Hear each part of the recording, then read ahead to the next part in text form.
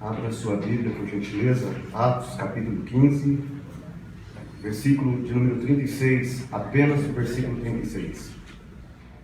Algum tempo depois, Paulo disse a Barnabé: voltemos para visitar os irmãos em todas as cidades onde pregamos a palavra do Senhor, para ver como fazem, para ver como estão indo. O texto que eu li nessa noite diz que, algum tempo depois da primeira viagem missionária do apóstolo Paulo e Barnabé, onde eles passaram por várias cidades, pregando o evangelho e fundando novas igrejas. Foram várias igrejas que eles abriram. Mas como era uma viagem missionária, eles não ficavam na igreja local para celebrar os cultos. Eles eram missionários. A agenda deles estava na mão de Deus. E no final da primeira viagem missionária, quando eles se reúnem aqui em Atos capítulo 15, planejam uma segunda viagem missionária. E é nesse momento que aparece uma sugestão. O verso 36 que eu li diz que algum tempo depois, isso é, algum tempo depois da primeira viagem missionária, Paulo sugeriu a Barnabé: voltemos para visitar os irmãos em todas as cidades onde pregamos a palavra do Senhor, para ver como fazem. Voltemos a todas as cidades onde nós pregamos e abrimos igrejas, e vamos ver como eles estão fazendo. Estão fazendo o quê? Vejamos como eles estão fazendo a caminhada cristã. Vamos ver como eles estão indo, vamos ver como eles fazem, como eles ainda celebram a Deus. Vamos ver se eles ainda mantêm a mensagem como eles ouviram. Vamos repassar nessas cidades e fazer um autoexame e um check-up espiritual para ver se a igreja que nós pregamos e fundamos na primeira viagem missionária, se essa igreja ainda continua com as marcas de uma igreja de Jesus. Vamos ver como eles fazem. Como é o culto deles, como é a celebração de louvor a Cristo. Vamos ver como eles fazem, como é a pregação nessas igrejas. Vamos ver como eles fazem, como eles levantam ao diaconato, ao presbiterato, ao pastorado. Vamos ver como eles fazem. Vamos ver como eles pregam, se eles ainda pregam os conteúdos do Evangelho. Vamos ver se eles ainda falam de arrependimento, se eles ainda falam de conversão, se eles ainda falam de tomar a cruz, seguir Jesus, ou será que eles pararam de crescer na graça após esse tempo da pandemia que teve entre a primeira e a segunda viagem? Vamos repassar e ver as igrejas e ver se eles estão indo para frente ou estão para trás. Vamos ver como está a caminhada espiritual de cada um deles, se eles estão firmes em doutrinas bíblicas, ou se doutrinas bíblicas já virou palavrão no meio deles, se teologia já virou palavrão no meio deles. Vamos ver o que eles fazem. Irmãos, nós vivemos em uma era de muitos privilégios espirituais. Nós vivemos numa era onde nunca houve tantas oportunidades de ser salvo. Nós vivemos uma época de privilégios espirituais onde nunca tantas pessoas tiveram a chance de ouvir o Evangelho. Nós vivemos uma época de privilégios espirituais onde nunca teve tantos cultos sendo feitos em um domingo à noite. Nós vivemos em uma época onde nunca foram pregados tantos sermões. Nós vivemos em uma época onde nunca tantas Bíblias foram vendidas. Nós vivemos em uma época onde nunca houve tantas igrejas. Nós vivemos em uma época onde nunca houve tantas associações missionárias. Nunca houveram tantos missionários espalhados na África. É uma época de privilégios espirituais. Nunca houveram tantos seminários teológicos. Nunca. Nunca houveram tantas conferências bíblicas, simpósios. Nunca houveram tantos fóruns. Nunca houve tanto treinamento de obreiro. Nunca houveram tantas portas abertas para você aprender a Bíblia. É uma época de privilégios espirituais. Mas é também uma época de perigos espirituais. Nunca houve uma quantidade tão imensa de profissão de fé externa, casca. Nunca houve na história uma igreja tão cheia de gente tão vazia.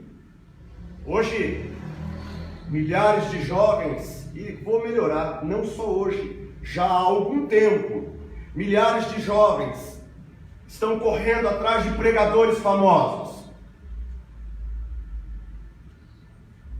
Tem um pregador famoso, você corre lá para bater uma foto com ele e postar no Instagram.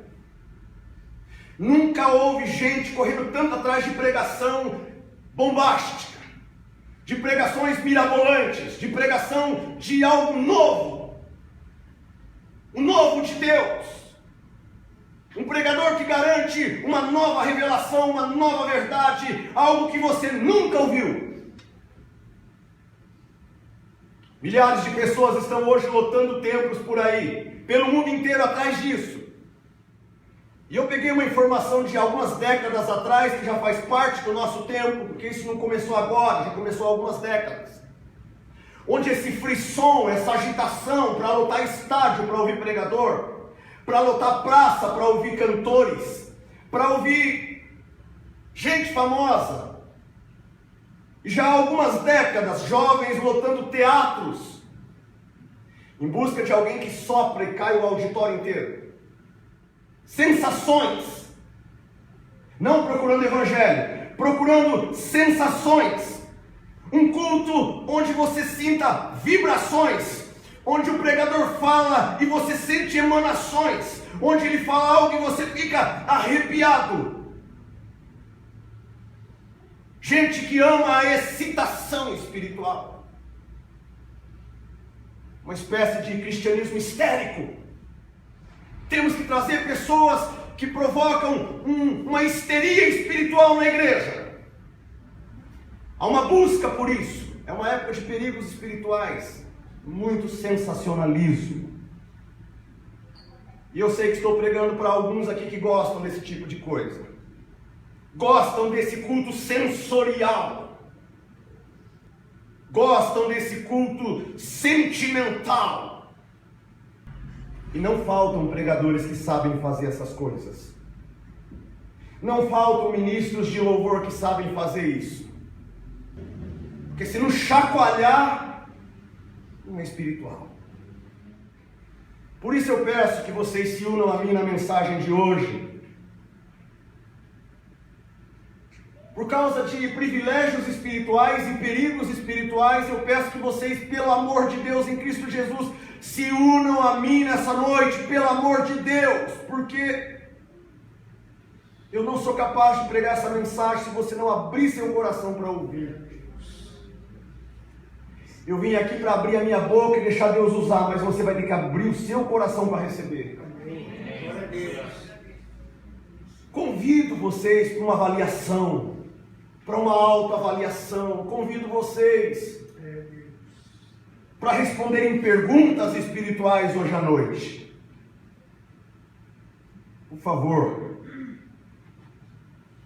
Eu estou a semana inteira parando quase que o dia e a noite pensando nessa mensagem. E eu orei por vocês a semana inteira. Eu não vim pregar, falar de Deus para vocês. Eu já falei de vocês para Deus a semana inteira. Eu implorei para que alguns de vocês viessem aqui hoje. Vocês sabem, vocês receberam uma mensagem minha dizendo: venham.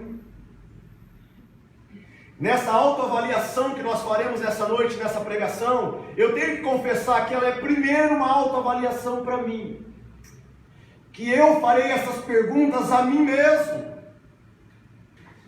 Que se o apóstolo Paulo e Barnabé estivessem para passar no culto hoje à noite, e eles me vissem pregar nessa noite, eles dissessem: vamos passar lá na Projeto Família para ver como eles são, como eles fazem, como eles cantam, como eles pregam, como eles oram, como eles ouvem uma pregação. Vamos ver se eles ainda se parecem com a igreja primitiva. E aí eu estou nesse desafio aqui, que eu estou suando gelado aqui na frente. Não é porque eu estou pregando para vocês, é porque eu estou diante de Deus nesse momento. Glória a Deus, aleluia. E porque eu sei o que vem aqui pela frente, não é fácil, então eu vou dizer para vocês, por favor, é uma autoavaliação. Eu estou fazendo essa avaliação comigo mesmo. Eu convido você para vir comigo nessa autoavaliação. E se no meio dessa pregação eu disser algumas palavras que você se sentir ofendido, por favor, não é essa a minha intenção. Só quero que você saiba que aquele que te diz as maiores verdades possivelmente seja um dos seus melhores amigos. Eu me aproximo assim de vocês hoje, como um amigo. Viu, Felipe? Como um amigo. Milena, como um amigo. Pastor André, como um amigo. Pastor Paulo, como um amigo. Cláudio, como um amigo. Rosilda, como um amigo.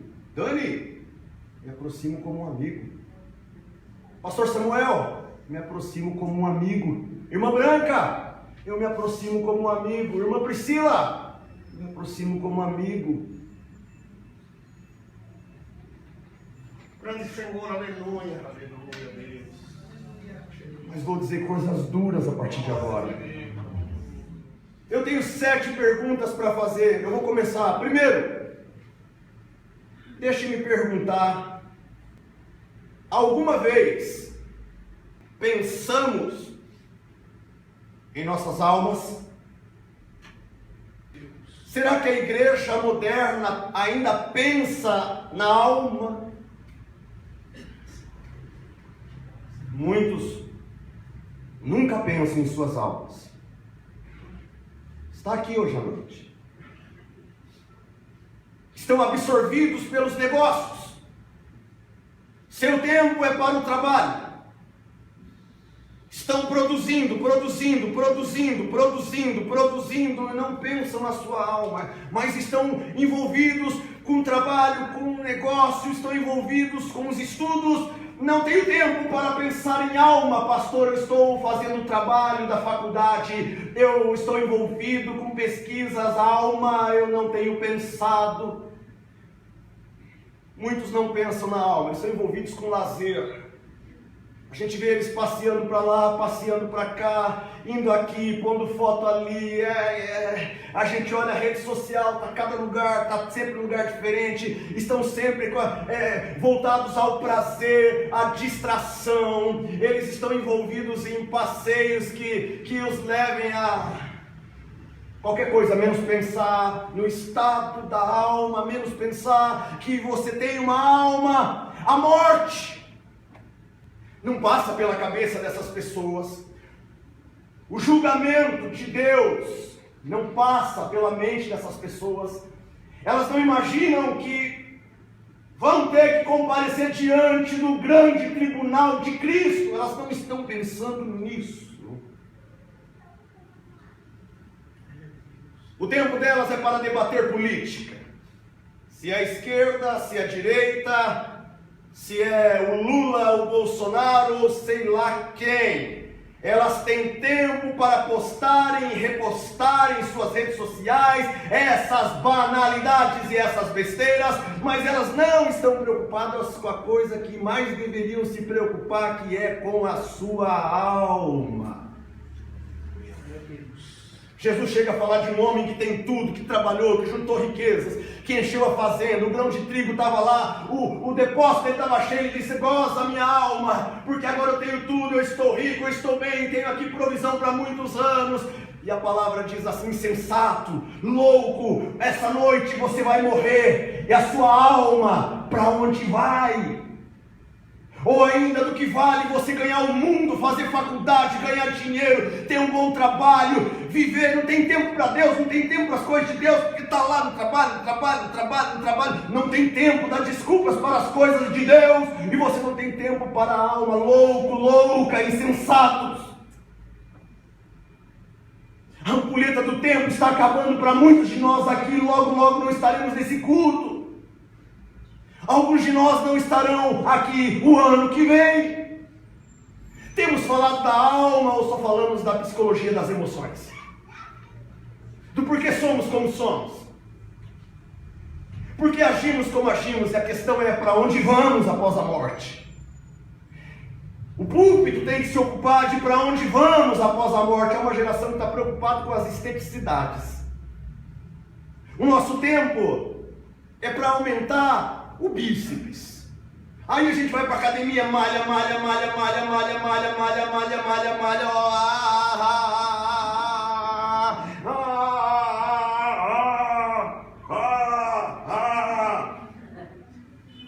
E essa porcariada toda vai virar podridão dentro de um caixão. Você vai virar lama. A tua proteína será comida por vermes. E a pergunta é: para onde vai a sua alma? Faça o seu exercício físico, vá para a sua academia, eu também vou. Mas a pergunta de hoje à noite no check-up espiritual é: você está dando a mesma proporção de tempo para deixar a musculatura da tua alma em dia? Você tem pensado na sua alma? Algumas pessoas não são continuistas ou cessacionistas. Eles simplesmente não se dão ao trabalho de pensar em nada. Eles não são reformados e nem pentecostais. Você pergunta o que eles são, eles dizem que eles não são nem calvinistas nem arminianos. Eles dizem que eles não são nem paroquiais nem presbiteriais. São linhas e correntes teológicas que eu estou citando aqui. Alguns não sabem, porque alguns de fato não estão nem aí com o que é isso, e nem querem saber o que é isso.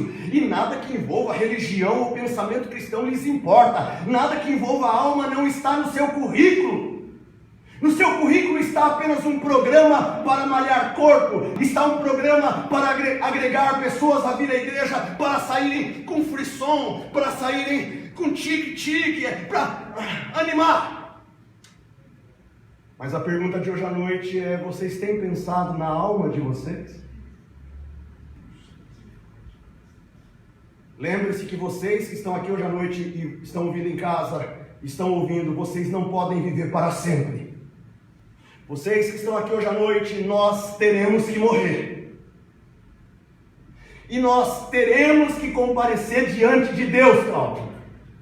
E o teu corpo vai para o túmulo, mas a tua alma você vai ter que comparecer diante de Deus e vai ter que dar conta da tua alma e não se o teu corpinho estava sarado. Mas deixa-me fazer a segunda pergunta. Você alguma vez tem feito, não pensado, tem feito algo em prol da sua alma? Talvez você diga assim: pastor, eu até penso na minha alma ocasionalmente. Eu penso sobre religião durante a semana. Você está aqui no culto hoje. Pastor, durante a semana eu até penso em vida com Deus, religião. Mas nada além disso. Alguns entre nós pensam na alma. Talvez a partir de um sermão estimulante.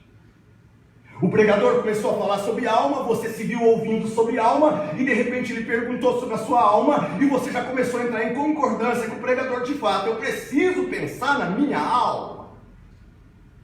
Qual é o seu problema? O seu problema é que você para nisso. Você só pensa na sua alma, você não faz nada por ela. Nada vai além do pensamento. Está aqui hoje à noite. Você pensa na alma porque está me ouvindo pregar. Voltará a pensar na alma quando estiver no velório, no funeral de alguém, porque geralmente a gente pensa na alma quando você vê uma pessoa que morreu e você chega na beira do caixão e às vezes se coloca a mão em cima das mãos do defunto que está gelada e acinzentada. E o processo de defunto fresco do primeiro dia já passou. E agora no segundo dia ele começa a ficar acinzentado, entrando em um processo para o terceiro dia, que é quando começa a rasgar a pele. E no sétimo dia, já aparecem todos os nervos e a carne está em putrefação. E em 15 dias, o processo de desossificação. A partir de 15 dias, começa a aparecer apenas ossos. As bactérias comeram toda a proteína, deixaram os ossos porque bactérias não gostam de minerais. Os ossos ficam. Então você está ali olhando para aquele defunto e imaginando, a semana que vem a essa hora não tem mais nada. Aí essa é a hora que você pensa, puxa vida, eu posso morrer a qualquer momento, eu preciso me achegar a Deus. Você está aqui hoje à noite.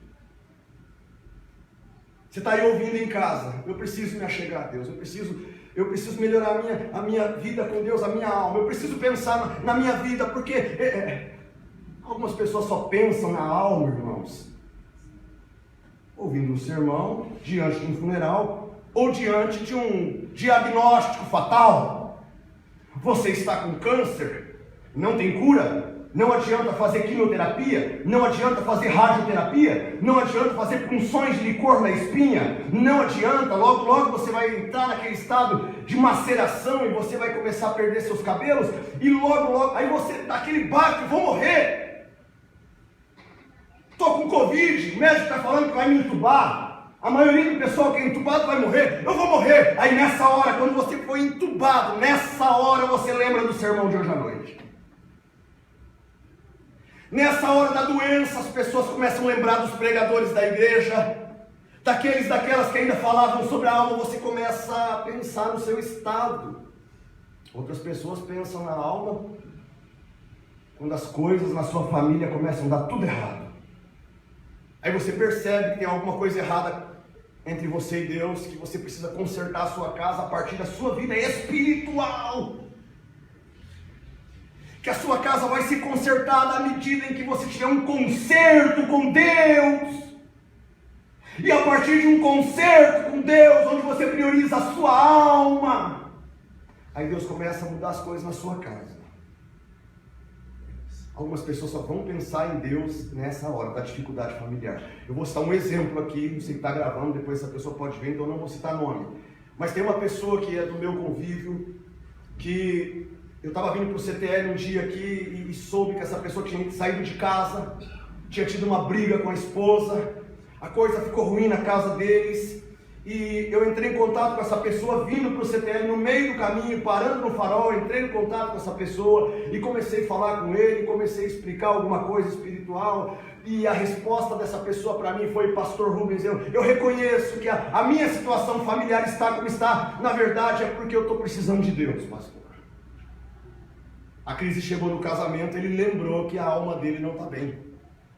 Alguns de nós precisamos ouvir um sermão, outros chegar na beira de um caixão, outros precisam de um diagnóstico ruim, outros precisam de a família afundando para você perceber que a tua alma está apodrecendo. Este homem disse: eu preciso de Deus, e eu convidei ele para que ele viesse a Cristo, para que ele viesse, quem sabe viesse num culto. Mas ele é daqueles que naquele dia reconheceu que a alma dele não estava bem. Ele disse: eu preciso de Deus. Sabe, Rubens, eu preciso de Cristo, eu preciso ir para a igreja. Mas já se passaram um ano dessa conversa. São aquelas pessoas que pensam de vez em quando sobre a sua alma, mas não fazem nada, não dão um único passo em prol de mudar as coisas, em prol de fazer algo novo, em prol de carregar uma cruz, em prol de se derramar diante de Jesus, em prol de mudar a situação. Eles não dão um passo, eles pensam, eles reconhecem, mas nada fazem para mudar a sua situação. Eles param nisso, eles pensam que é suficiente para ir para o céu. Você está aqui me ouvindo? Você pensa que é suficiente para ir para o céu, parar num sermão como hoje e pensar: realmente, a minha alma, preciso pensar na minha alma. E eu quero dizer para você que ninguém aqui tem chance de chegar ao céu só porque pensou na sua alma, a menos que você comece a dar passos concretos, fazer algo em prol da sua alma. Não se iluda, você estará perdido. Por que essas pessoas param nesse ponto? Eu lembro de uma parábola de Mateus 21, verso 30. Tem a parábola, eu chamo de a parábola dos filhos sim e não. Vou citar um versículo só, que é o versículo 30, diz assim: o pai disse: vá trabalhar hoje, filho, vá trabalhar hoje na minha vinha. E o filho respondeu: eu vou, papai. Mas ele não foi. Algumas pessoas são assim. Você está aqui me ouvindo nessa noite. Você precisa pensar na sua alma. Deus te trouxe hoje numa pregação dessa para você lembrar que você tem uma alma, que você vai ter que dar conta diante de Deus dessa alma. E aí de repente você está aí dizendo: eu vou. O pai está dizendo: vai trabalhar na vinha. Ele está dizendo: eu vou. Deus está dizendo: pense na sua alma, faça alguma coisa pela sua alma, para que ela não se perca. E você diz: eu vou fazer, a partir de hoje, ouvindo essa palavra, eu vou fazer alguma coisa, eu vou fazer. Cutuca o marido, cutuca a mulher, diz: nós vamos fazer, mas não fazem. Passa dia após dia, culto após culto, ano após ano, Deus fala através de um pregador, através de uma pregadora, através de um pastor, através de um diácono, através de um presbítero. Deus fala. Você diz: eu vou fazer, e não faz. Permita-me fazer uma terceira pergunta. Estamos aqui hoje à noite ou em casa tentando satisfazer as nossas consciências? Estamos aqui nessa noite, aqui ou em casa, tentando satisfazer as nossas consciências com mera religião formal? Faça esse exame hoje à noite comigo. Será que você tem... Pastor, eu penso na minha alma. Pastor, eu tenho feito algo. A segunda pergunta: se faz algo. Tenho feito, pastor, algo pela minha alma. Eu tenho feito. Eu tenho ido na igreja, eu tenho ido lá no centro espírita, lá um pai de santo, uma mãe de santo, um babalorixá, uma ialorixá porreta, que vai dar um jeito na situação da minha alma. Milhões no Brasil, hoje à noite, enquanto prego, estão naufragando nesse ponto. Assim como os fariseus nos dias de Jesus, queridos irmãos, os fariseus nos dias de Jesus, eles dizimavam até o tempero da comida, o endro e o cominho. Eles frequentavam a sinagoga toda semana. Eles abriam a palavra, estudavam a Torá, Nevim e Ketuvim, lei, escritos e profetas, a Taná, a Bíblia. Eles tinham um CDL, eles estudavam toda semana a Bíblia. Eles faziam alguma coisa pela alma. Mas no caso dos fariseus, era muito barulho sobre a parte exterior e pouco conteúdo de fato interior. Esses que pensam sobre a alma, ponto 1. Esses que fazem alguma coisa pela alma, ponto 2. A pergunta 3 é: será que você não está se enganando a sua consciência, achando que está fazendo algo pela sua alma? Será que você não está envolvido com ritualismos? Porque esses, como os fariseus, têm o cuidado de comparecer nos trabalhos do culto. Pessoas assim pensam na alma e dizem: estou fazendo algo em prol da minha alma porque eu compareço nos cultos. Eu venho nos encontros. Aliás, eu venho no encontro, no reencontro e no pós-encontro. Eu tenho feito algo pela minha alma porque eu tenho frequentado fóruns espirituais, simpósios. Eu estou já inscrito no chá das mulheres. Eu frequento o café de pastores. Eu tomo o café dos homens na igreja, eu estou lá. Eu não falto nos encontros de casais, do Casados para Sempre. Eu estou no encontro de jovens, no culto de sábado. Eu frequento talk. Eu estou aí envolvido com tudo que pode. Eu estou em todas as reuniões. Eu não falto em culto. Eu venho no CTL. Eu estudo a Bíblia. E eu estou no culto hoje. E eu venho. E eu faço. E eu sou. Mas é tudo estereótipo religioso. Pessoas assim nunca se ausentam em dias de celebração das ordenanças. As ordenanças são, para quem não sabe, batismo e ceia. Eles nunca faltam no batismo nem na ceia, estão sempre ali. Pode olhar a foto no Instagram e no Facebook, eles não faltam. Eles batem cartão religioso, estão ali. Pastor, eu estou aqui desde que a igreja começou, eu sou dos fundadores, eu não falto. Eu venho todo culto, eu ouço a palavra. Sou fiel dizimista. No entanto, você diz, pastor, mas isso é um problema? Claro que não, igreja, glória a Deus, isso é ótimo. Mas quando é que isso é um problema? Tudo isso é um problema quando não há coração, quando não é experiencial. Tudo isso é um problema quando fica tudo como performance espiritual, mas que não entra, não passa da mente, não desce pela garganta e vai para o coração. Tem muita gente aqui hoje à noite que a coisa entra na cabeça, o evangelho entra na cabeça, você é capaz de concordar com o que o pastor está dizendo, mas não desce com ela abaixo e entra no coração, não vira prática para o dia a dia, fica apenas aqui, aquela cabeça desse tamanho, ortodoxo até o osso, até o talo, seco, vazio, sem Deus, sem o Espírito, morto, um cadáver intelectual, incapaz de sentir, incapaz de quebrantar-se, incapaz de chorar. Ezequiel, no capítulo 33, verso 31 e 32, tem uma palavra duríssima para esses que fazem tudo, que ouvem tudo, mas não vão praticar nada. É apenas religiosidade. Eu vou ler para vocês. Ezequiel 33, 31 e 32, Deus diz assim: Ezequiel, eles vêm, meu Deus, a Bíblia parece que foi escrita hoje para hoje. Ezequiel, eles vêm até você quando o povo vem. Eles vêm quando o povo vem.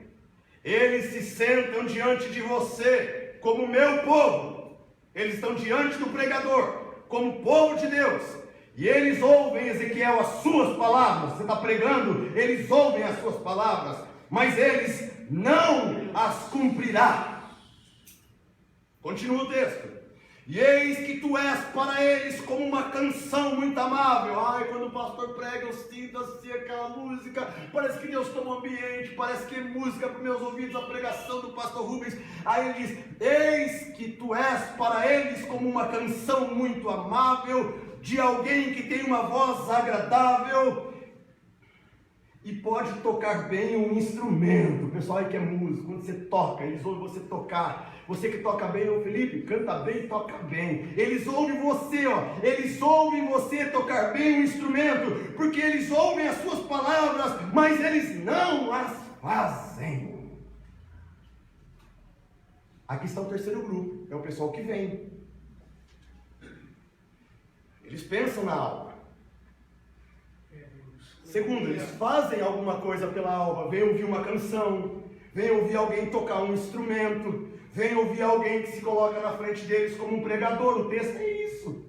Mas 2 vezes no texto diz que eles vieram, eles ouviram a pregação, eles ouviram o louvor, eles ouviram a música, mas eles já estavam decididos que era só religião, era só para bater cartão, porque eles não vão praticar aquilo. Muitos estão aqui hoje à noite, tentando compensar a falta de uma vida experimental com Deus por uma quantidade excessiva de ritos religiosos. Vem todo culto, de vez em quando vem até pregar, não falta, mas nem seus filhos querem estar com você nessa farsa.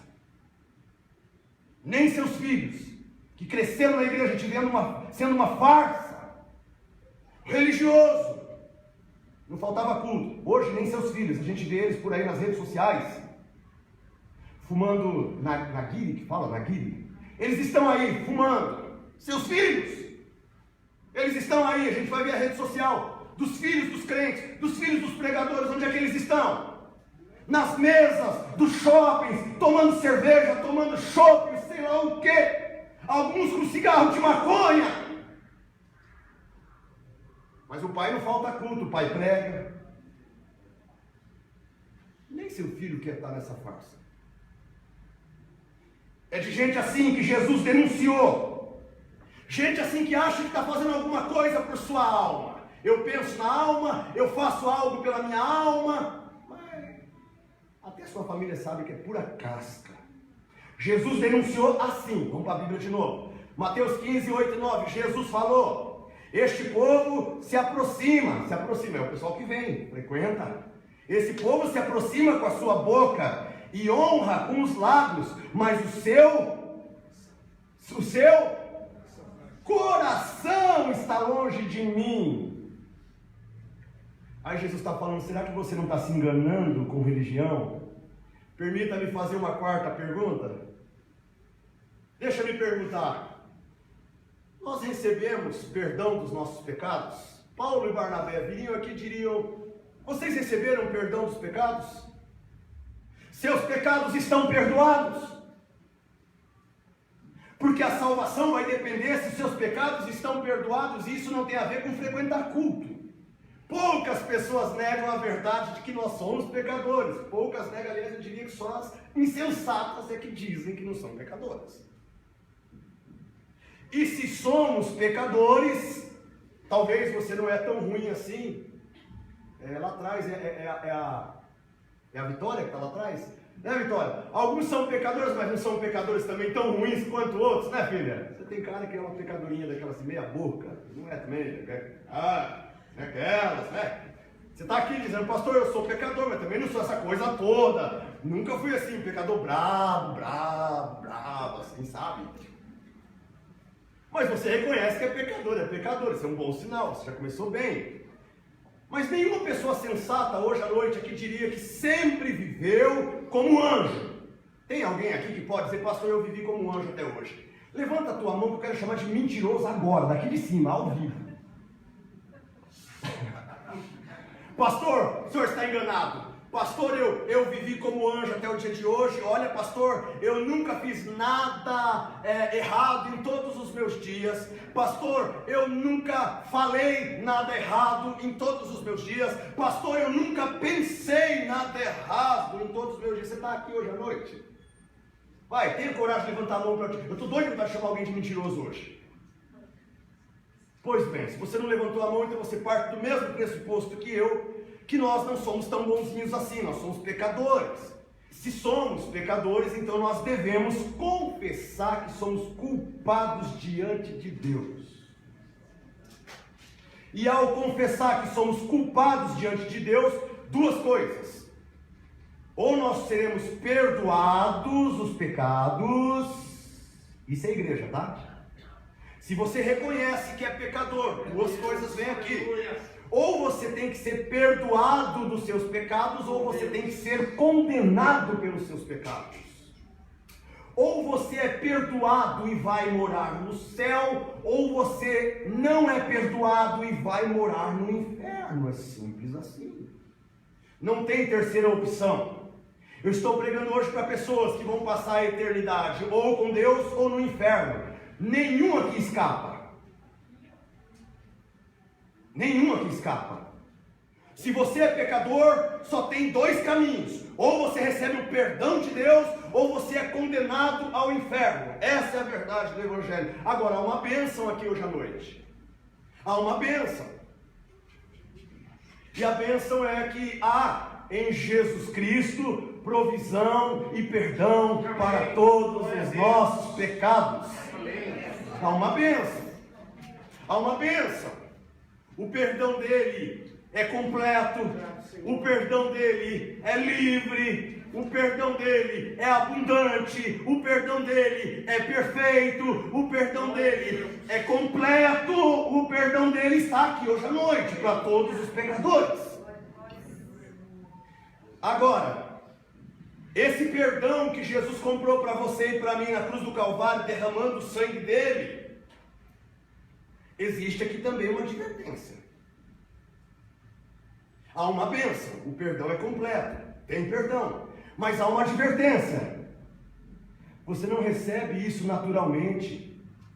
Não basta você botar o pé na porta de uma igreja, entrar, sentar, seja na última cadeira ou na primeira, não é suficiente para ter o perdão dos seus pecados. Não é automático. Entrou na igreja, veio no culto, seus pecados estão perdoados. Não é assim que nós fazemos. Não é assim que Cristo faz. Paulo e Barnabé passaria aqui hoje e diria: vamos ver, quando o assunto é perdão de pecados, como eles fazem.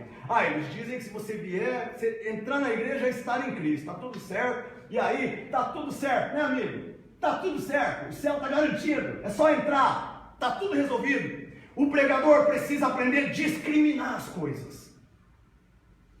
O pregador precisa aprender a discriminar que existe os perdoados, os não perdoados, existe os salvos, os não salvos.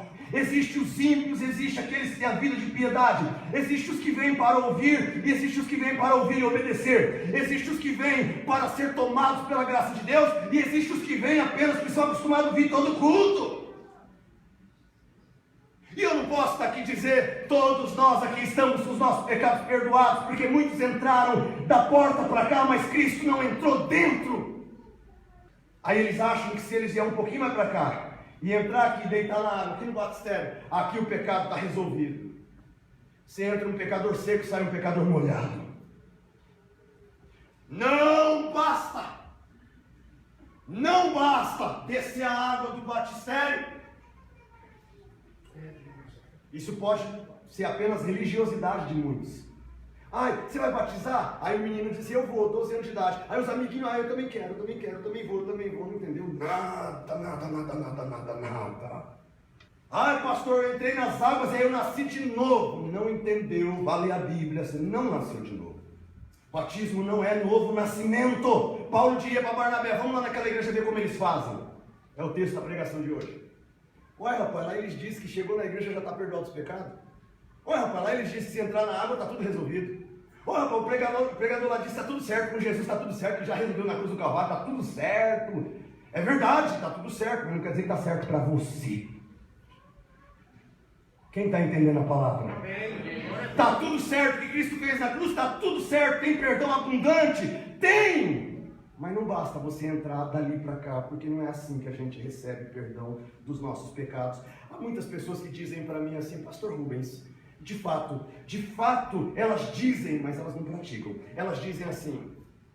Eu conheço muitas pessoas que dizem: Ele é o Redentor. No Natal, eles reconhecem: Ele é aquele que nasceu para salvar o homem. Ele é o advogado fiel. Eu sei que Ele é o advogado fiel. Mas eles param aí, não vão adiante. Eles não podem usar aquilo que Martinho Lutero chamava de pronomes possessivos. Eles dizem: Ele é o Redentor, mas eles não dizem: Ele é o meu Redentor. Eles dizem: Ele é o Salvador, mas eles não dizem: Ele é o meu Salvador. Eles dizem: Ele é o bom pastor, mas eles não dizem: Ele é o meu bom pastor. Eles dizem: Ele é o Senhor que não deixa nada faltar, mas eles não dizem: O Senhor é meu pastor. Eles não dizem que Ele é o meu refúgio, a minha fortaleza, nele confiarei. Eles não dizem que Ele é meu, pronomes possessivos. Eles não dizem eles dizem: Ele é sacerdote, mas eles não dizem: Ele é o meu sacerdote. Eles dizem: Ele é advogado fiel diante de Deus, mas eles não dizem: Ele é o meu sacerdote fiel. Eles sabem tudo sobre o reino de Deus, mas eles não vivem nada desse reino de Deus. Eles não dizem: É meu. E aí Lutero tinha razão. Martinho Lutero disse assim: muitos estão perdidos e vão para o inferno porque não podem usar pronomes possessivos. Só pode estar salvo aqui hoje à noite, perdoado pecados, aqueles que dizem: Ele é o meu Salvador. Ele é o meu Deus. Ele é aquele em que eu coloco a minha confiança. Não serei abalado, porque Ele é o meu tudo. Ele é meu. Cristo é meu. E eu sou dele. Ele está em mim e eu estou nele.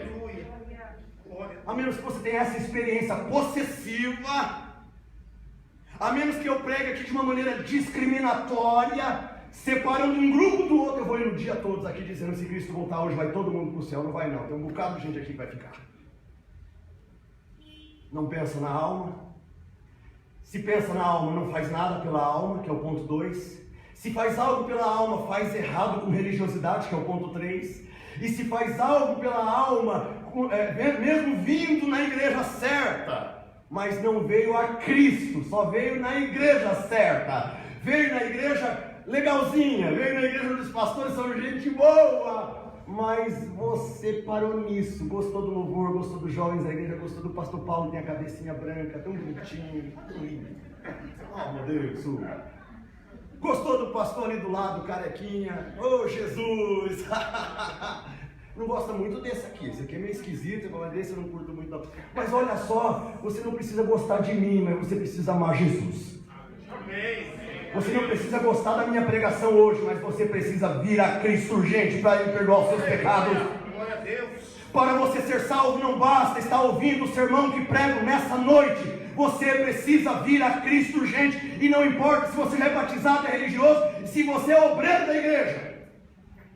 Deus vivo. Precisa vir a Cristo. Me permita fazer uma quinta pergunta. Sabemos alguma coisa sobre a experiência de conversão? Como é a experiência de conversão? Deixa eu lembrar a igreja, e vou provar com o versículo bíblico, que sem conversão não existe salvação. Como é a igreja hoje? Paulo e Barnabé perguntaria para mim, pastor Rubens, Paulo perguntaria para mim, pastor Rubens, como que é a igreja hoje? E eu diria para ele, a igreja hoje prega um céu sem arrependimento. Você veio para a igreja, está garantido, vai para o céu, mesmo que você não se arrepende de pecado. Mesmo que você não se arrepende do jeito que você trata seu pastor. Mesmo que você não se arrepende. Não tem problema, está tudo certo, meu irmão, está tudo certo em Cristo. Salvação sem arrependimento. Céu sem conversão. Eu acho que Paulo teria um infarto. Paulo e Barnabé falaram, que ponto vocês chegaram? De dizer que as pessoas estão salvas sem se arrepender e que vão para o céu sem conversão. Foi Jesus quem falou e não sou eu. Não fui eu que escrevi a Bíblia. Mas Jesus falou assim, Mateus 18, verso 3. Olha como é exatamente a palavra conversão. Jesus disse, eu vos asseguro que a não ser que vocês se convertam, nunca entrarão no reino dos céus. João 3:3. Digo-lhes a verdade, ninguém pode ver o reino do meu Pai, se não nascer de novo. Alguns chamam, me chame do que você quiser, porque é a mesma coisa. Arrependimento, novo nascimento, alguns chamam de regeneração, alguns chamam de renovação, alguns chamam de nova criatura, de nova criação, alguns chamam de vivificação, não importa qual que é a palavra. O fato é que sem uma dessas coisas aqui, você não irá para o céu. Você pode vir todo culto aqui, ouvir todos os sermões e todos os pregadores, não irá ao céu. Eu explico. Quando a gente nasce com uma propensão danada para o pecado. Danada. Assim como patos. Assim como um patinho. Quando ela é chocada e nasce um patinho, pode olhar. O patinho nasce, a primeira coisa que ele faz, ele caminha rápido para a água. E vai para a água. É da natureza do pato, ao nascer, caçar água. É da natureza humana, desde quando nasce, e para a lama do pecado. Você é assim. Eu sou assim. Uma habilidade enorme para nadar para a lama. Irmão, se a gente não tomar cuidado, a gente rola na lama. E eu estou aqui pregando para alguns que rolam na lama e acham que não tem que tomar banho para ir para o céu. É Deus. Está aqui hoje me olhando com essa cara de pato. Quac, quac. Alguns quase ricos. Eu não fiz isso. Eu fiz. Deus vivo, aleluia. Essa síndrome de pato. Esse presbítero pato. Esse pastor patão. Irmão, você e eu, pode ter o título de pastor que for, irmão, louvor, músico, sei lá.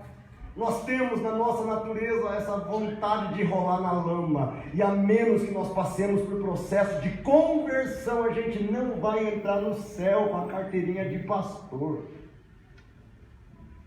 Não vai entrar no céu porque é líder dos casais. Não vai entrar no céu porque é líder do louvor. Não vai entrar no céu porque é líder de crianças. Não vai entrar no céu porque trabalha na igreja. Não vai. A menos que nós venhamos a ter experiências de arrependimento, de conversão, de mudança de vida. E isso é uma coisa que o Espírito Santo ama fazer. Isso é ofício do Espírito Santo. Lavar a gente. Aleluia. Isso é coisa do Espírito Santo. E Ele faz bem. E faz sem preconceito. Toda vez que você vem na presença de Deus e abre o teu coração e diz: Senhor, me lava, me limpa, me purifica, toca em mim, toca com a brasa viva dos meus lábios, passa em mim o ensopo, me limpa, me purifica. O Espírito Santo vem e fala: vou lavar esse encardido, vou lavar essa encardida, vem cá você também, patinho, quá, eu vou te lavar também, seu miserável, mas você vai para o céu. Vai ter uma galera na igreja que fica ofendida quando a gente diz que eles estão sujos. Tem uma galera que fica ofendida quando a gente diz que eles são indignos.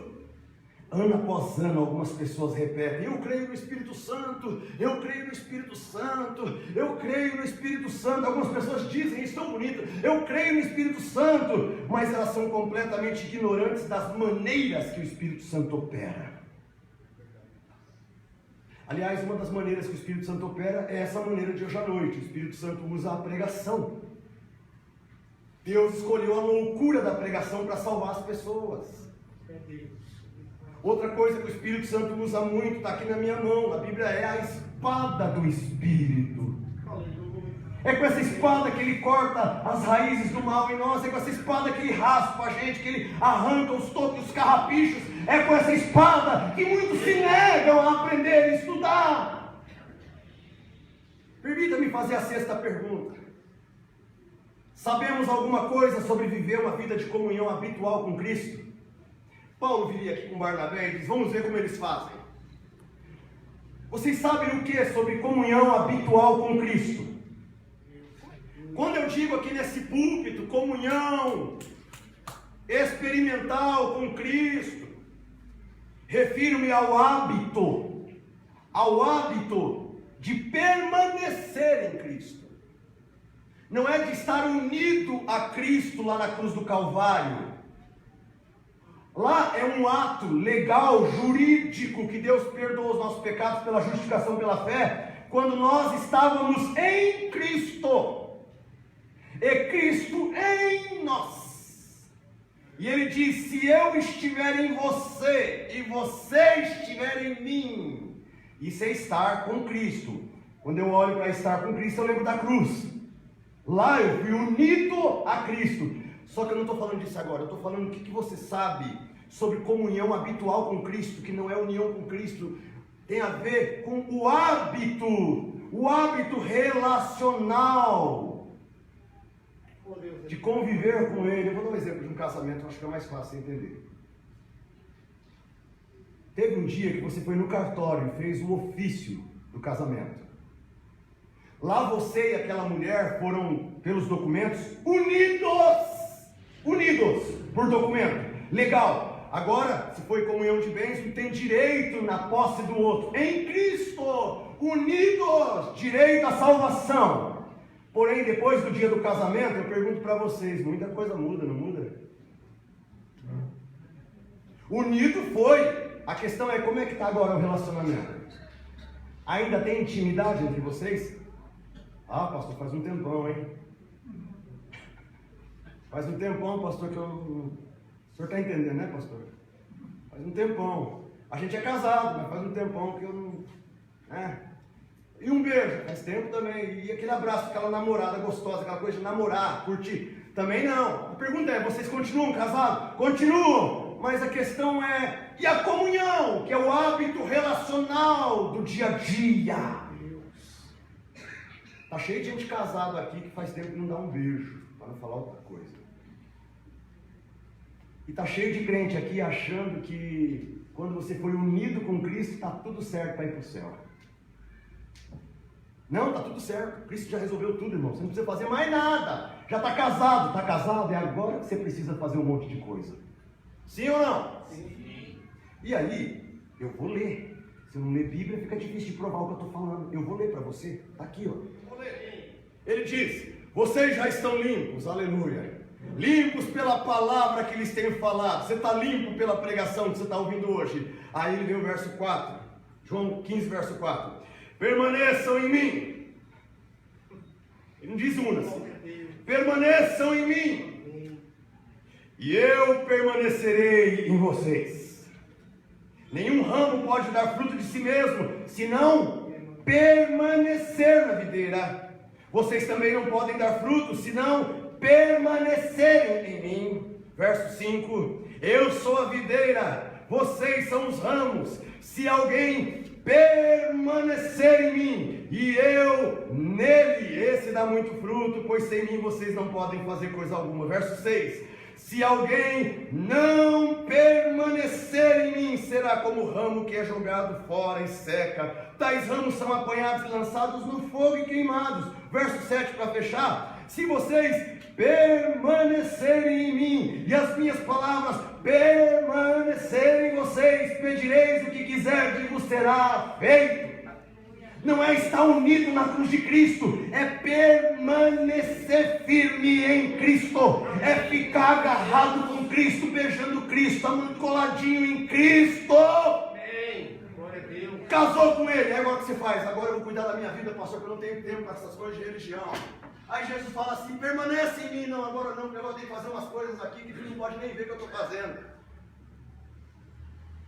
Jesus te abraça, te une e diz no seu ouvido: filho, agora que você se uniu a mim, eu vou começar a te abençoar. Aí você diz: aleluia. Acabou o culto. Jesus, tchau, porque agora eu preciso pecar.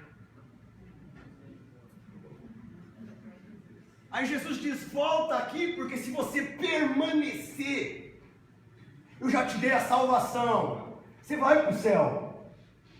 Mas agora eu estou falando para você que você precisa permanecer para você receber certos frutos. Se tu ficasse comigo, permanecesse comigo, pediria o que quisesse, seria feito. Mas a gente trata Cristo assim, a gente se afasta dele, depois afastados dele, está unido, vai para o céu, ninguém está dizendo que não. Mas afastado da comunhão, que é pela oração, que é pela palavra, que é pelo devocional diário, que é pela leitura de um bom livro, que é muitas vezes vir num estudo, que é muitas vezes ouvir uma pregação, pela comunhão.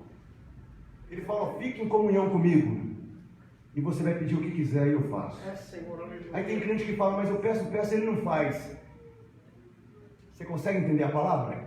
Eu peço e ele não faz. Ele está te dando um aviso hoje, é porque você se uniu a ele, mas não permaneceu. Você está deixando de lado umas coisinhas que não era para você deixar de lado. Você está arriscando a sua agenda. Coisas que você não podia estar deixando fora da sua agenda. Hoje eu estou pregando para pessoas que espero que estejam unidos a Cristo. Mas a palavra de Cristo para você agora é essa: você precisa voltar para mim. Através dessa pregação que Cristo diz para você, você precisa voltar para mim. Você precisa voltar para a minha palavra, você precisa voltar para a comunhão, você precisa voltar àquele amor que você tinha no começo, você precisa voltar urgente. Eu convido você hoje à noite: volte para Cristo. Não basta vir no culto, não basta vir na igreja, tem que dizer para Cristo: eu voltei, eu voltei, eu voltei, eu voltei para ti, Senhor. Não basta vir no culto. Permita-me fazer uma última pergunta. Sabemos alguma coisa sobre estarmos preparados para a volta de Cristo? Tão certo quanto ele subiu aos céus, no Monte das Oliveiras, diante dos olhos dos seus discípulos. Tão certo quanto ele subiu diante dos olhos dele, a Bíblia diz que ele voltará e todo olho o verá.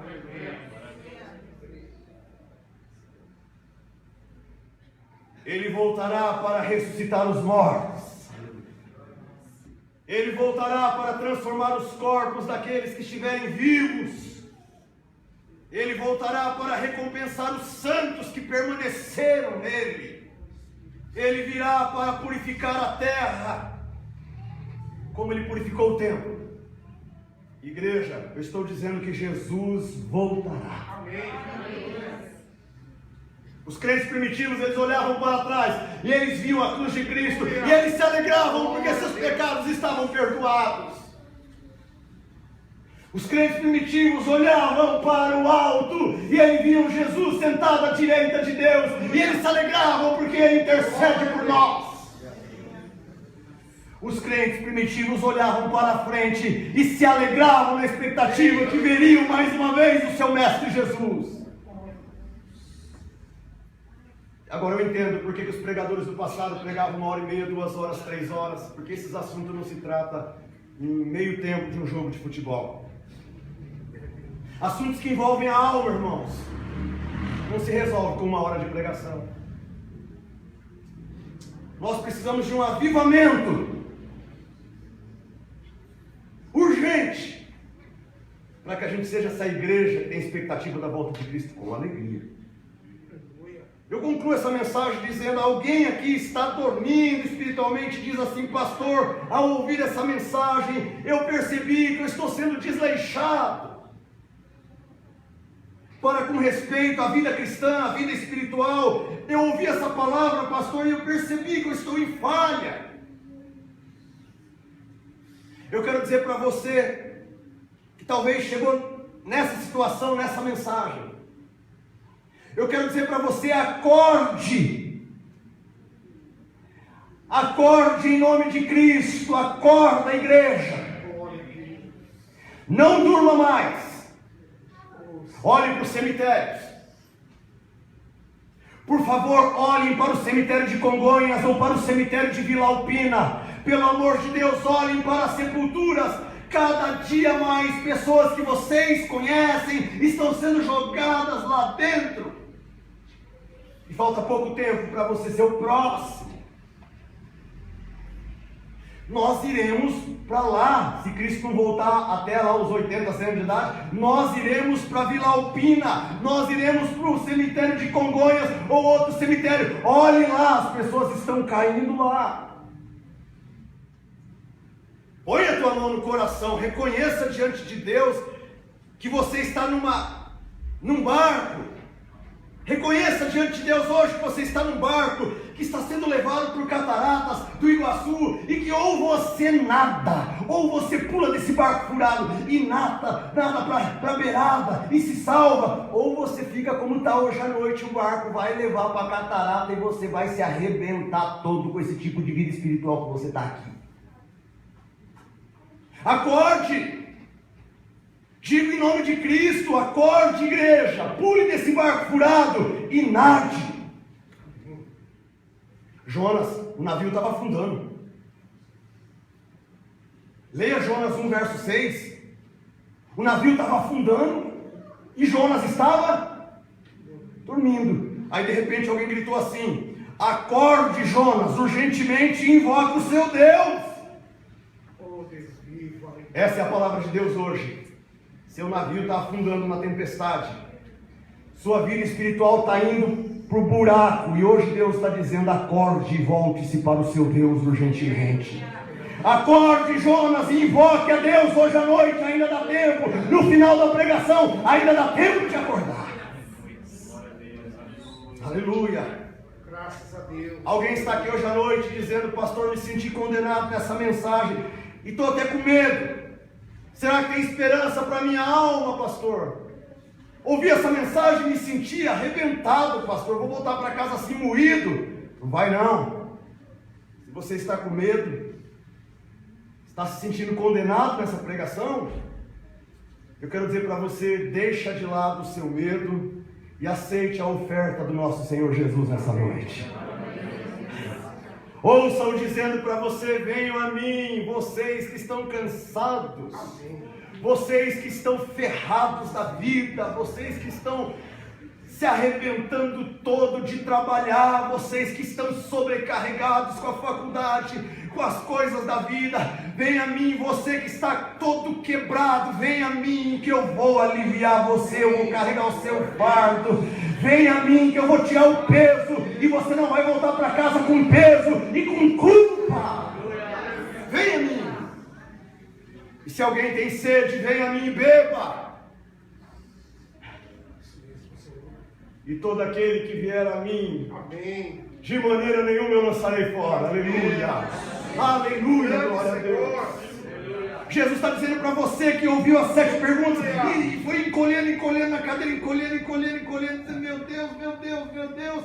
Jesus disse para você: vem para mim, vem para mim, vem para mim, vem para mim, vem para mim, que eu vou soltar fogo na tua alma. Vem para mim, vem para mim, vem para mim.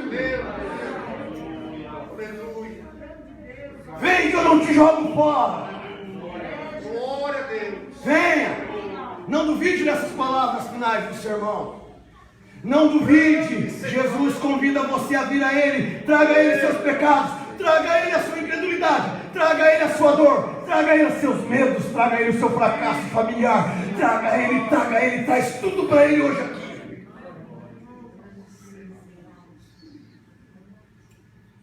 Traga a Ele seu sentimento de culpa, suas dúvidas, suas fraquezas. Traga a Ele, porque a Bíblia diz: Ele é amigo de pecadores. Esse homem recebe pecadores. Jesus está aqui para receber você hoje à noite. Glória a Deus. Você que se viu arrebentado com as 7 perguntas, Ele diz: vem cá que eu te levo nos meus braços para a eternidade. Aleluia.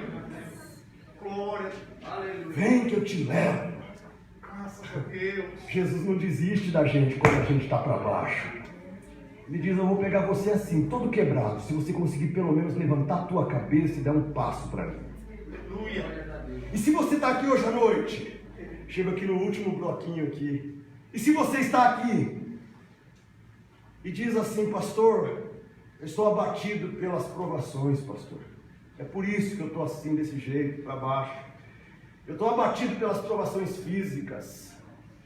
Ou eu estou abatido pelas provações circunstanciais. Pastor, meu trabalho, estou sem condições, eu estou para baixo, eu estou abatido. Ou eu estou abatido por causa do mundo. Pastor, eu estou acossado, eu estou espremido. Se você está aqui nessa noite, nesse estado, eu quero dizer para você: olhe para um Salvador compreensivo. Olhe para Jesus, Ele te compreende. Olhe para Jesus, porque Ele compreende porque você está com a cabeça tão baixa nessa noite. Ele compreende porque você está sem gás espiritual. Ele compreende. O nosso Jesus compreende a gente. Por que Ele compreende? Porque Ele já esteve aqui no mundo. Ele já viveu o que você viveu. Você se sente sozinho? Assim foi Ele. Você se sente incompreendido pelas pessoas? Assim foi Ele. Você se sente perseguido pelas pessoas? Assim foi Ele. Você se sente sem recursos financeiros para o ministério? Assim foi Ele. Você se sente odiado e traído e abandonado por aqueles que estavam do seu lado e de repente todos sumiram e você ficou sozinho? Assim foi Ele. Meu Deus. Dani, Jesus já passou por tudo que você passa. E igreja, nesse exato momento enquanto eu prego, a Bíblia diz que Ele está lá à direita de Deus. E nesse exato momento, esse amigo que nos compreende, intercede por nós. Nesse exato momento Ele diz ao Pai, no ouvido do Pai: Pai, Ele está citando o seu nome agora lá. Ajuda ela. Ajuda eles.